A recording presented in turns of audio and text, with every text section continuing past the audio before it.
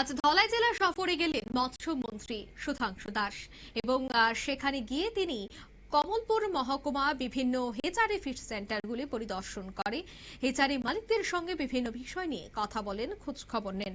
পরিদর্শনে ওনার সাথে উপস্থিত ছিলেন কমলপুর বিধায়ক মনোজ কান্তি দেব, ধলাই জেলার জেলা পরিষদের সভাধিপতি সুস্মিতা দাস, দুর্গাচমনি ব্লকের পঞ্চায়েত সমিতির চেয়ারম্যান ভানুপ্রতাপ লোদী সহ অন্যান্যরা। এদিন দেখা গেছে যে দপ্তরের সেক্রেটারি দীপা নায়ের সহ অধিকর্তা গৌরাঙ্গ চন্দ্র সরকার, কমলপুর আভাঙ্গা মৎস্য তত্ত্বাবধায়ক সুবেন শীল সহ অন্যান্যরাও কিন্তু উপস্থিত ছিলেন। মৎস্যমন্ত্রী সর্বশেষে মহকুমায় সবথেকে বড় বালিগাঁও ফয়েজ মিয়ার রেহাল হেচারি পরিদর্শন করেন। সেখানে ফয়েজ মিয়ার হেচারির বিভিন্ন দিক তিনি ঘুরে মাছের ডিম উৎপাদন এই বিষয়গুলি তিনি জানতে চান। অন্যদিকে মৎস্য দপ্তরের মন্ত্রী সুধাংশু দাস বিভিন্ন হেচারি মালিকদের সাথে কথা বলেন।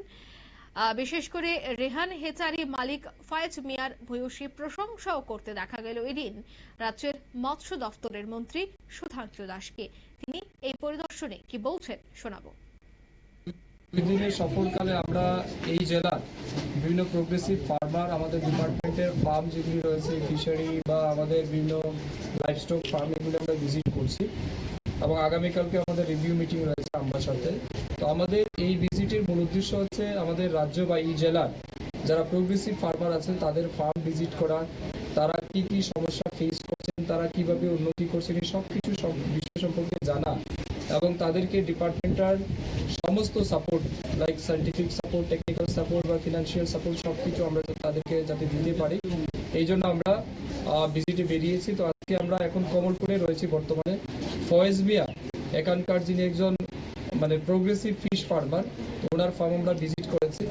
আমরা ওনাকে গত বছরও বিভিন্নভাবে সম্মানিত করেছি, বিভিন্ন অ্যাওয়ার্ড দিয়েছি এবং ওনার প্রতি আমরা অত্যন্ত আনন্দিত, কারণ তিনি মাছ চাষ করে শুধু এই এলাকার মাছের চাহিদা পূরণ করছেন এমনটা নয়, আমাদের রাজ্যের যে মাছের চাহিদা সেটা পূরণেও তিনি সাহায্য করছেন।